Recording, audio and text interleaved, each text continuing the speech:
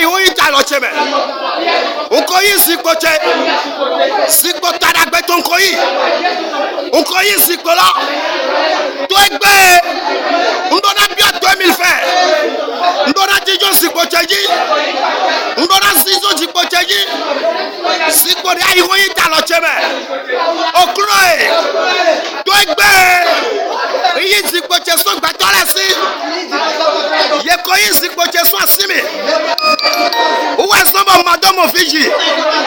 Madomo aso. Madomo asu. Okroe. Sikpoche. Unkoyi sikpola. To egbe. Unkoyi sikpola. Khode. Sikpo tu ejalo tu eme. Sikpo taragbe to jasiwe. Sikpo de jana simba jotu ena do nukume. To egbe. Sikpo lo jasiwe. Eya khode. To yiko Jesu tome. Kaunu kotoe. Sikpo chede ayoko yi. Sikpo chede ayoko yi. Sikpo chede ayoko dida. Sikpo che. Sikpo achawo cheto. Sikpo taragbe to. Sikpo nukoyi to. Okroe. Unkola kona sikpo che. To egbe. Unkoyi sikpo che. Novi segbe daga. Khode. Yura yiko Jesu to. Doto yiko Jesu to we. Okro sikpo ri ayo yi tasie. Unkoyi sikpo loleko. Unkoyi sikpo loleko. Unkoyi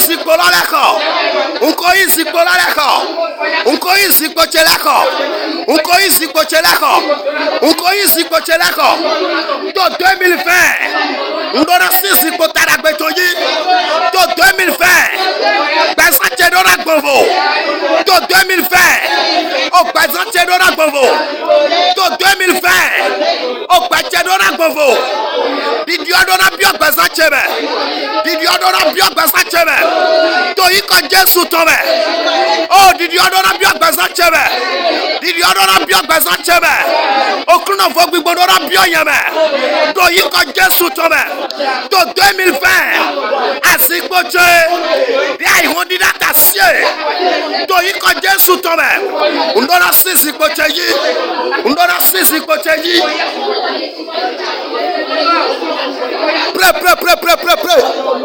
Pray.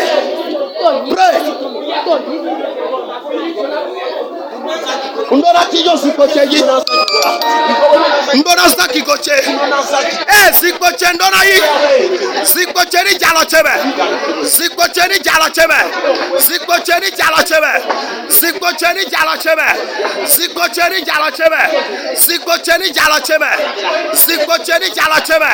To yika Jesu tome. Sikoche ni jalo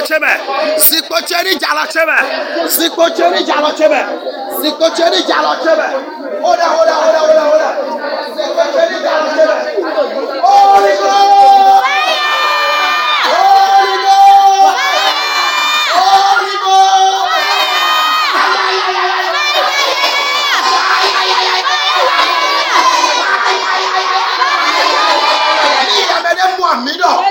To yiko Jesu tome. Depuis 2020. Anajejo zipo to eji. No toma dolore. Bibeli dona mi dobolo. When we na Joseph eto so prison. E wa Jesus psychology. Akolu ze bakuro bo chotare. Joseph to so prison. Go wa du premier ministre. To yiko Jesu tome. Asipo tarabeto. Asipo nukoyito. Asipo kigoto. Asipo numosato. Asipo asoto. Asipo ofito. Asipo asujidato. To yiko Jesu tome. Okuno du akolu eto na we. Reçois au nom de Jésus.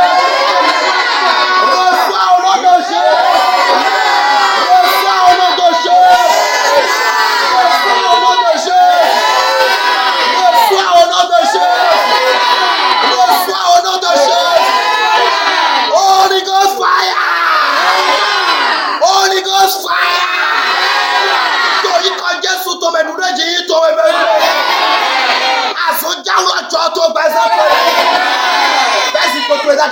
Beraga. Sedaga. Dọ́tọ̀ egbe. Easy coach. Tuebe. Easy coach. Tuebe. Easy coach. Sesi coach daga. Tuebe. Easy coach. Tuebe. Easy coach. Easy coach. Easy poisson. Easy poisson. Siko talabeto. Siko nukoyito. Siko talabeto. Siko nukosato. Tuebe. Easy coach. Setaga. Tuebe. Siko tuebe. Ejalo tuebe.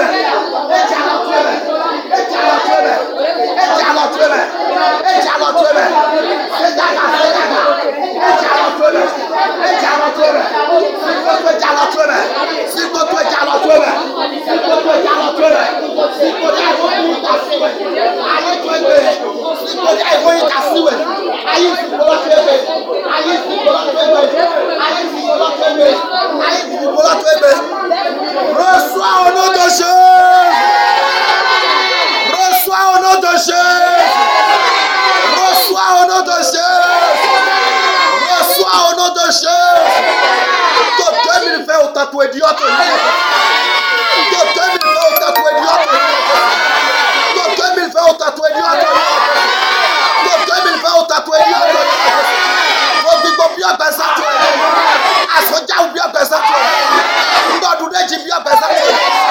Ton 2020 ma son na ya fiba. Ton 2020 anakonu to. Ton 2020 okuro na pachao. Shime wena bi ototo. Ton 2020 asoja una jo. Ton 2020 anamu asobo wa. Ton 2020 anamu ajobo wa. Ton 2020 anadodu ko yi.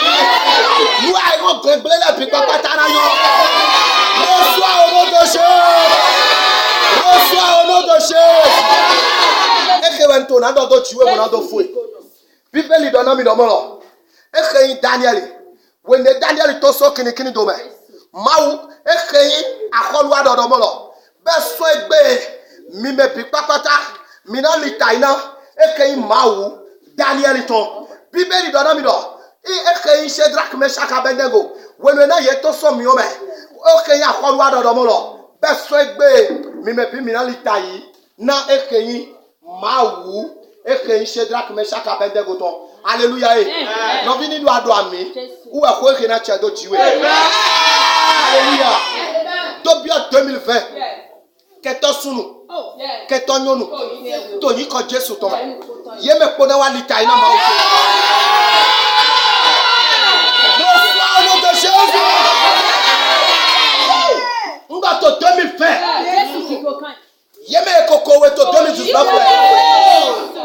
Do yi ko Jesu to me. Yena ma so jaula to ba. To 2020. Ye me de ko dewe ko. Dodo amamo ayideji bo si. Amamo si ko de bo seji. Meto aponu ere. To yi ko Jesu to me. Ndodo da ido tiwe. To yi Jesu to me. Eke isi ko to edeja na si. To 2020. Nido ye ma mo we. Ye ma na wa ne to yi ko Jesu. Asutu ekwe yedo na kawe bi ota. To katie to yedo na tiwe moto. To asade me ate yedo na tiwe moto. Yedo na kama utu ebi o. No vi yedo na kama utu ebi o. No vi yedo na kama utu ebi o. Yedo na kama utu ebi o. Yedo na kama utu ebi o. To 2 mois de prière. When na mina faut 2 mois de prière lo. No vi yedo na kama utu ebi o. Yedo na kamba utu ebi o. Yedo na tima utu ebi. Nuwe ma joko gbede. Nulo na joto gbesa to. Nuwe ma joko gbede. Nulo na joto gbesa to. Asoja wo kuno to na joto gbesa to. Merak ma uto na produit to gbesa to. Ndo didi ona bio gbesa to. To yi ko Jesu to me. Nuwe ye ma ledo ina jo. Yele okuna Daniel. Shiba okuno ze okpere. Don to 2020. Nutu ede ko kula ko papata. Okpena bi onu ene. To yi ko Jesu to me. Yele okuna Shadrach Meshach Abednego. Shiba to 2020. Okuno ze gbe na ye. To mi yo lo me. Bo ye bi o mi o me. Bo so to so mi o me. Ni do eyin mo. Nwa ko de na we. To yi ko Jesu to me. doit ouvert de pépé. Des millions va quoi mais. Tony quand Jésus tombe. Personne qui est heureux mais. On te déronne y a mais le code. Des gens sont grands amis. Dans 2020, au pays plus présent. Reçois au nom de Jésus. Reçois au nom de Jésus. Alléluia. Bible lui donne mi to we ma Daniel to me. Ye do de yeze Daniel do to me bon. Mo wa eso no motonye. Kini mo wa ne pepe ne. O to nyina kan de me yeze we do. To 2019 le. De yeze we do to lo me bon. Mo wa na so wa ite. Ana so to lo me. To yi ko Jesus Christ Nazareth. Okuma na ito we. Asoma na ito we. Lekoma na ito we. Afima na ito we. Lekoma na ito we. To 2019. To yi ko Jesus to me. Akono a ofie sa me. Amoto 2020. Did you not pure person? Que dola yi ple. Boy flam yon de yote. Bo be Shadrach Meshach Abednego de me. Bible donne mi domolo. De ye bi o mi on lo me bon. O kan de ye dobla ele. O kan lo le we jimiyon. Amodo poto ofun e ton lego. E ma jimiyon. De ye bi o mi on lo me bon. Mo wa ye so to gbon ni e. Ni do e wa yin mo. A wo fe de me akogbon to 2019 le. Ye wa sobo ma do alele. Ye sanu mo ma do alele. Ye to asome yi ma mutana. Ato kwemo amanyo nu aize kwedo mi mo. A wo fe de me akore ko kota. Bibeli dona mi do mo lo. De eke Shadrach Meshach Abednego. Ye bi o mi o me bon. O kan de ye do bla ye le. O kan lo le we fi o. Amo ofu ye ton le ma fi o. Agbasa ye ton. Ye wepon. Ye ma se mi o si wa. To yi ko Jesu to me. To 2020. Eke yi miracle na choto gbezo. To 2020 okuno na pachawe to. To 2020 okuno na pachawe to. To 2020 okuno na pachawe to. To 2020 okuno na pachawe to. Yeda mi ko sa Joseph to kanu no gbenu. Shigbade ye na mo Joseph. Ye wa mu eto akolu si bu. Ye wa mu ero yin gbeto dawo. To yi ko Jesu to me. Uko de na we. To Jesu sin yi ko me. Do to yi ko Jesu to me. O tende ye me ye ma lewe do. Fi de ye ma le do ara shi. Nu ye ma le do gbeza to me. To yi ko Jesu to me. Okuno na basina we ko sai. Reçois au nom de Jésus. Reçois au nom de Jésus. Ekewe okulo. Boton do jiwe ta fonu e. Bonyi se lo molo. Miracle mauton. Et n'a produit tout. Amen. Ja una jo. Amen. Na igigo. Amen. Jésus sin. Amen. Pourquoi le pour Jésus?